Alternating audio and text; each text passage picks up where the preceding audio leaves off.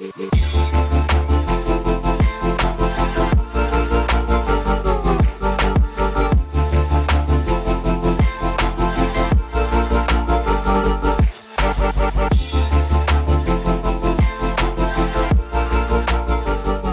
everyone. Welcome to another podcast of the Talk to Rami show. This is your host, Rami.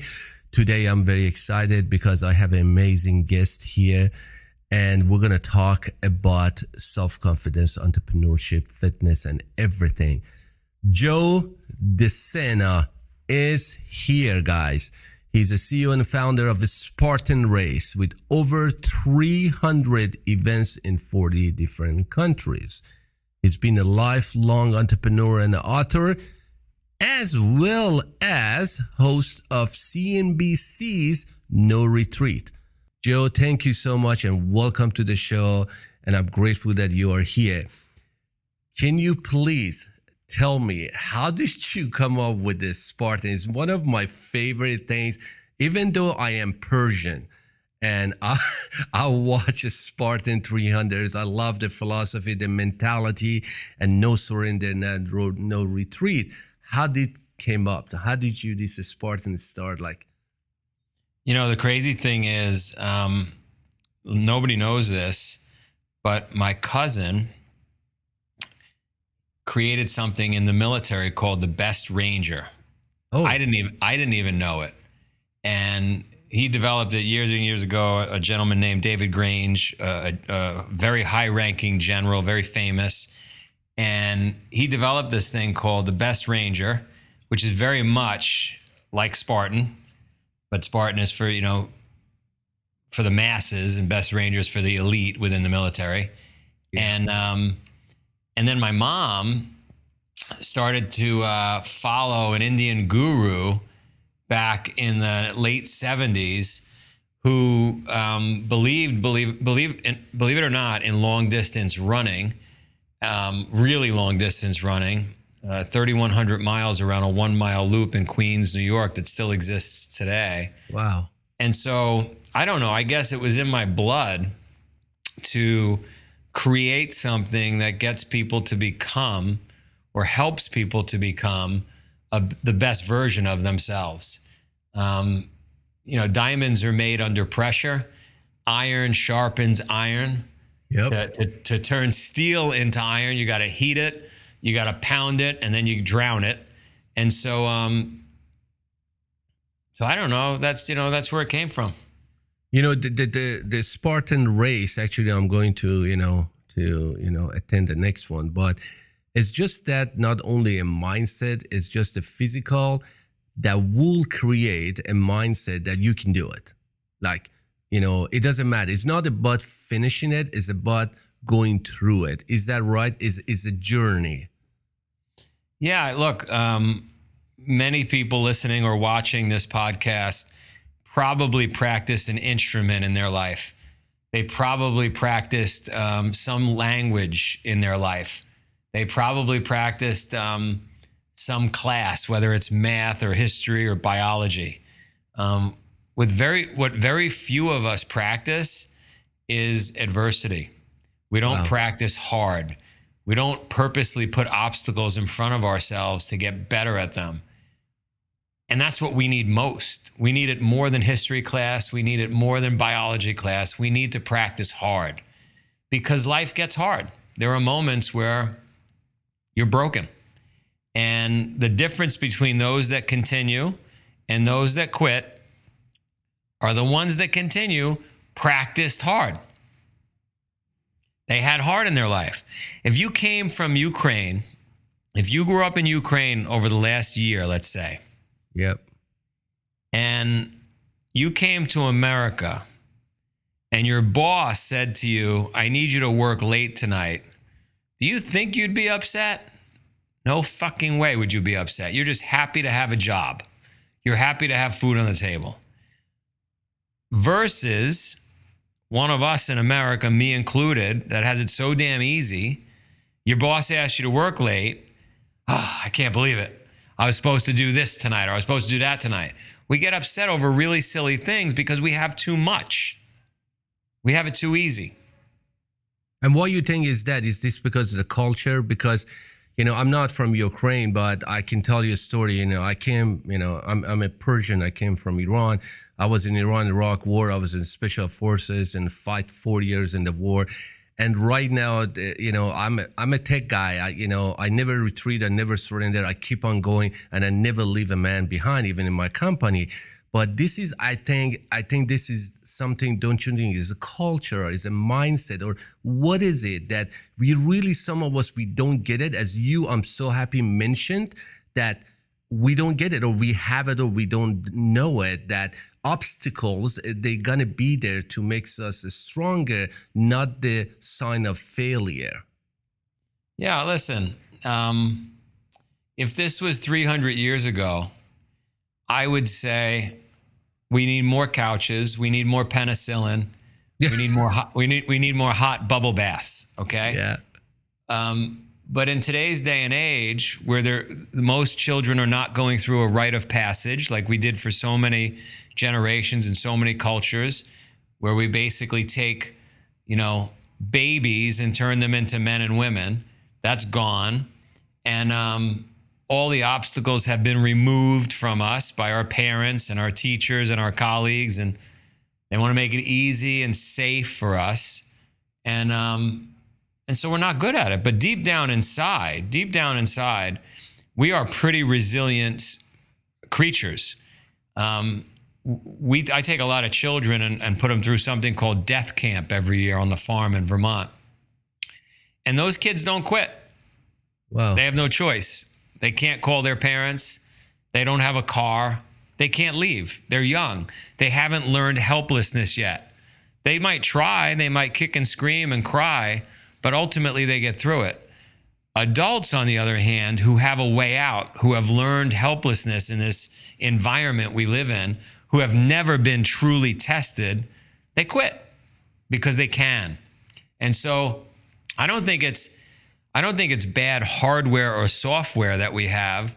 I just think we learn helplessness in this environment, and we should be proactive in practicing hard. And that's what we do. At this company, I sell something that people don't want. People don't want commitment. They don't want discipline. They don't want hard work. I'm selling something nobody wants. And do you think that, can we change that mentality, or is it even changeable? Even we can just get through people and say, hey, this is a reality. You're going to have obstacle and you got to deal with it. And this is what you got to go through. Can we do this in this country? Well, you don't have to change people. You have to just uncover what already exists. You just have to find that resiliency and grit beneath the layers of mayonnaise and puffy cotton balls and all the things that are surrounding that resiliency and grit deep beneath the surface. And I've seen it firsthand. The military has seen it firsthand. You take young kids and you put them through basic training and you turn them into hardened soldiers.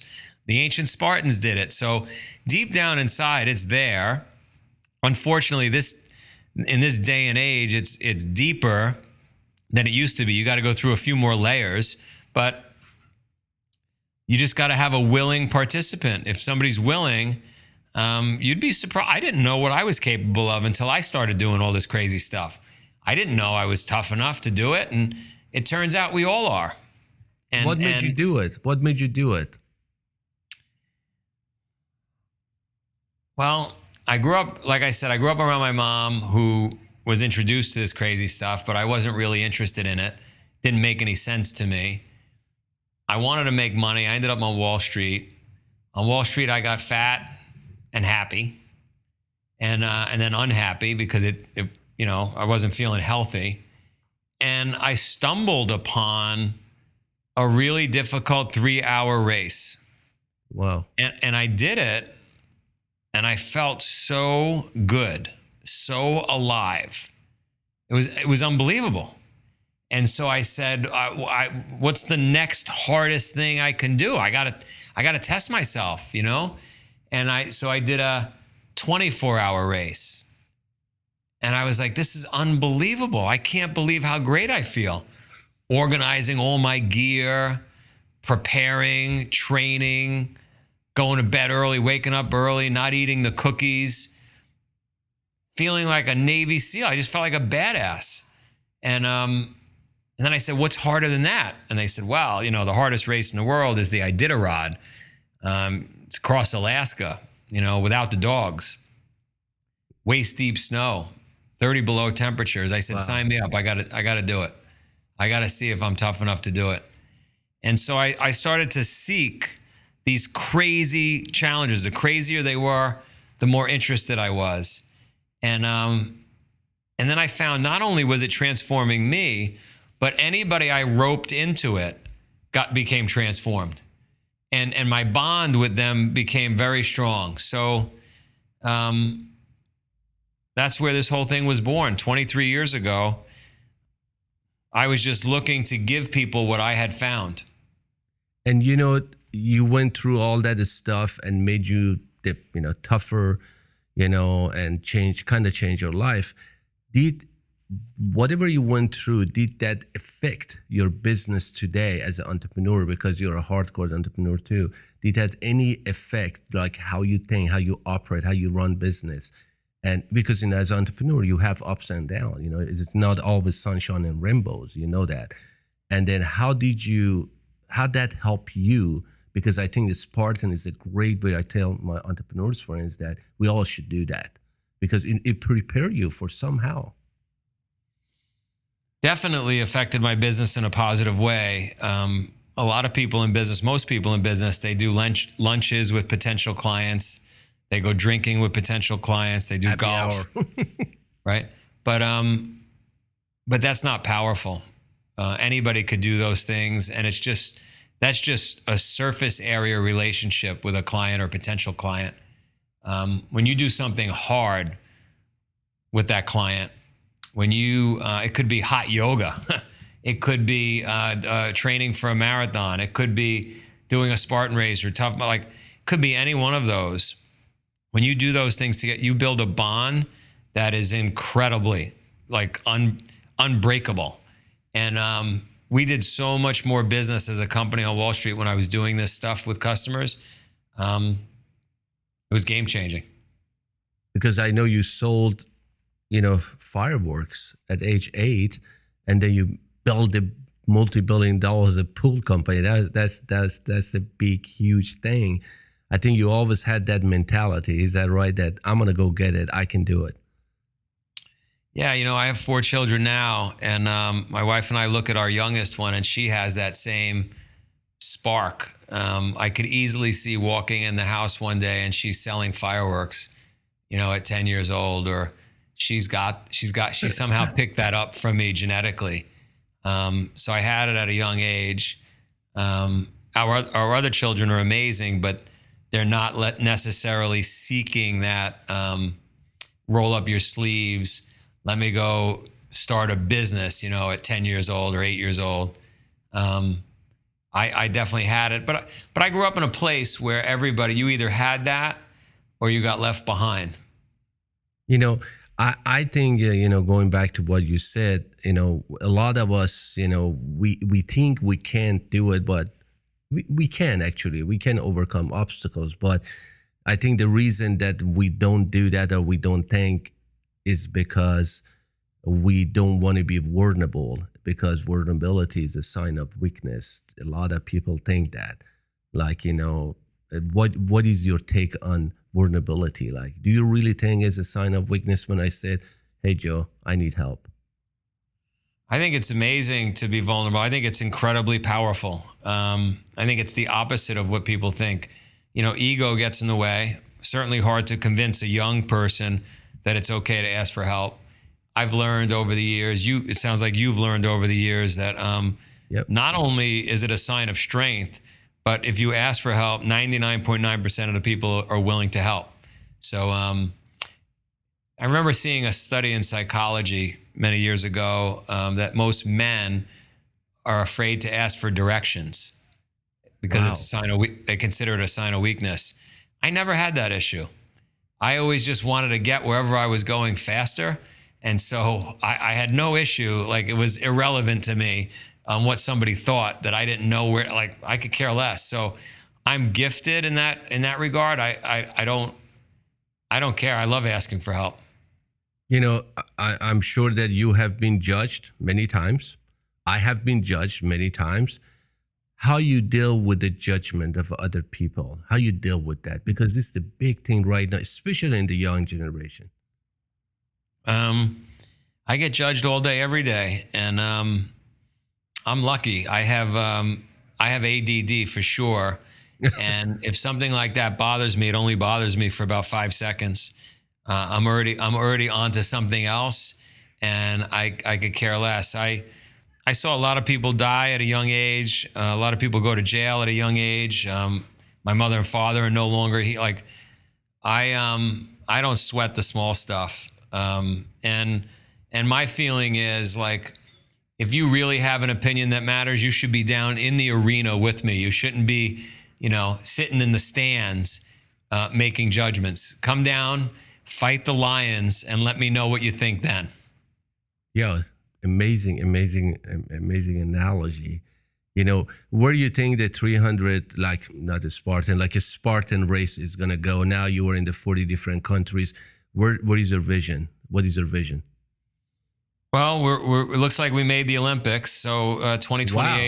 Yeah, 2028 in Los Angeles, we'll have our first event. It'll be an initiation event through pentathlon, which is great. And my dream, I guess, is just to get more and more people. I want, 100 million people to have done something hard in their life. And that's what I work towards every day, get them off the couch. I have so many entrepreneurs friends, and some of them right now, I talk to them, they're going through a very rough time. And they ask me to ask you that, they're all facing all this stuff that sometimes they're stuck and they don't know what to do, and, give up, give in, surrender, or, what suggestion do you have or advice you have for the entrepreneurs that they're really, like, with everything is happening right now from artificial intelligence, name it, everything is happening right now. They're afraid.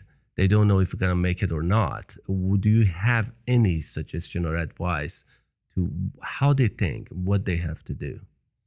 Couple of things. One is the standards should never change. If you're going through rough times, easy times, if you're trapped in your house with COVID, no matter what, the standards should never change. So you should always wake up early. You should always get a workout in and make sure you sweat. You should always drink a lot of water. You always take a cold shower. If you're going through a tough moment or a tough day or a tough week, nothing will fix it like a good old fashioned set of burpees. Get your heart rate up, breathe heavy, sweat, get an ice cold shower. You will feel 1,000 times better. The alternatives to that, which are drinking and drugs and bad food and staying up late, those are not good alternatives. The best thing you could do is exercise, get your heart rate up, and make sure you get an ice cold shower and hate it. I promise you'll feel better. Secondly, there are times when we're supposed to quit. You're in a business, you're in a relationship, you're climbing a mountain, you're running 100 miles. There are times to pivot. The way you determine if you're supposed to quit or pivot, you got to be really careful, because your brain is always going to take the easy way out. So you got to pay attention and make sure you're not just taking the easy way out, that you're actually following these rules.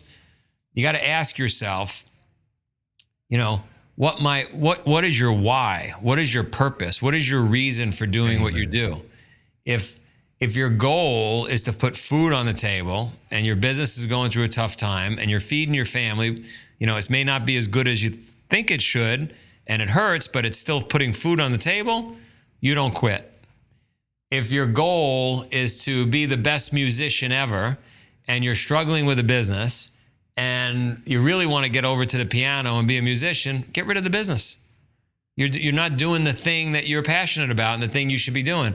The analogy I give people is if you and I were climbing Mount Everest and we were 100 feet from the top, and we had trained and we had spent a lot of money and we prepared, and here we were 100 feet from summiting Mount Everest, and a storm rolled in and the situations became tough, if my goal in life was to be the greatest mountain climber that ever lived, and this was my chance to bag a record and be the guy, I probably go for it, even though times got, dangerous.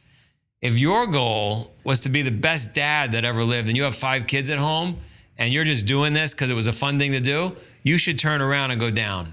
Getting to the bottom is mandatory. Getting to the top is optional. And so you got to really reflect and think, why are you doing what you're doing? I love that. And base your decision. For me, my why is to change 100 million lives. So when times got tough during COVID, or even right now coming out of COVID, my mission is to change 100 million lives. So suck it up, Joe. Suck it up. You got to fight through. Right? But if my mission was to be with my family, I would have waved the white flag and got out of business. I totally agree with you. You got to know your why. I see other problems that self-awareness. Really, some people, they don't know who they are in the first place. When you ask them, they said, I don't know who I am. And I can't say, I don't know what is my why. I had a discussion with Simon Sinek too. It's just the why. But don't you think first we have to know who we are? Like self-awareness is important. Self-awareness is incredibly important. And I think that reflection on figuring out what your why is a step towards figuring out who you are. I believe when you do hard stuff, you get to meet yourself.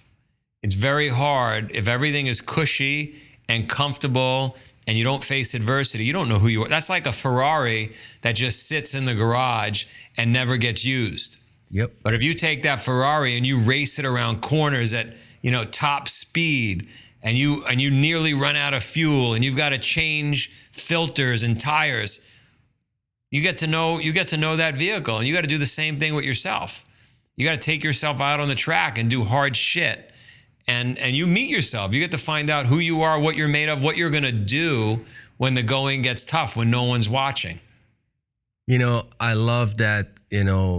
Your mantra or the no retreat, and we're gonna talk about the CNBC show, but this is a really great philosophy that I learned from 300, Spartan, that they no retreat, no surrender. And I personally cannot do that in the business. I said, I'm going to go. I don't give up. And what is the worst case scenario? I think if all people did think like that, because we're all going to die one day, we're all going to go. And unfortunately, some of us, we think we can take everything with us, but that doesn't work. But tell me a little bit about the CNBC show. When is going to be aired, and how much you can talk about it? But I am so fascinated by the name, like No Retreat. I love that. Absolutely love it. Yeah, so the idea was simple. The idea was to take companies, which we've been doing for 20 years, bring them to the farm in Vermont, and basically torture them. And try to figure these things out. Try to figure out, like, why are they doing what they're doing? Do the founders, do the CEOs, does management know why they're doing what they're doing? Are they all aligned? Do they have each other's back? Is there trust? And we could figure all those things out in our laboratory, on the farm, in cold water, in carrying heavy things up the mountain. Like, it's so easy for people to hide behind their daily lives, and you don't get to uncover the true self, the true team. Are they working well together or not? And so the farm removes all that surface area bullshit, and we get to find out what's really going on. And then when that's going to air? That started airing last year. Yeah, you could. Yeah, a lot of people, apparently they've got it on a bunch of airplanes these days, because people keep saying they're flying somewhere and they see the show. Yeah, okay. And okay, I'm going to just search for it, but I thought that it's not on air right now because we saw the news and everything. I had a couple of people to international flight. They said that it was there. But, I want to see it like that. But is it one season? The next season is coming? How that's... Yeah, we're just constantly looking for companies that are willing to be tortured. Not easy. I love that. I'll be there. I promise you. Okay. I love challenge. but thank you so much. And I know you are very busy, and thank you for your all answers. And I learned so much on my showroom. The visitors and the viewers, they can learn a lot. But I look forward for our next chat. I was going to come and actually see you physically and get to know you, but it didn't happen. But maybe next time. But I'm a big fan of you, all my people in the office, and we always listen to your podcast, all that stuff. But if you have any advice for the people listeners, just shoot. And I'll give you one more piece of advice. But where are you physically located? We are in Austin, Texas. You're in Austin, Texas. I have races in Texas. So what I would propose to you and your team and anybody listening is to send you an email and get a big list of people that want to do a race. And I'll give you all free races, no problem. But if you really want to do something wild and you want to really transform your company, you should come to the farm at the end of June when I have the death race. And you could do an hour of it or 10 hours or 70 hours, but it doesn't matter. But just being there and being around the fire and seeing the folks push through what seems to be impossible is really game changing. So I'd love to have you there. Sure, absolutely. I'll make sure that I personally be there, and I promise you I'll be there because I love challenge and I love to be around the people and learn and grow. That's my thing, never retreat, never surrender. But I love it. Thank you so much, Joe. Thank you for being here. I greatly appreciate it. And I grab a list from my people in the company, and I invite everybody.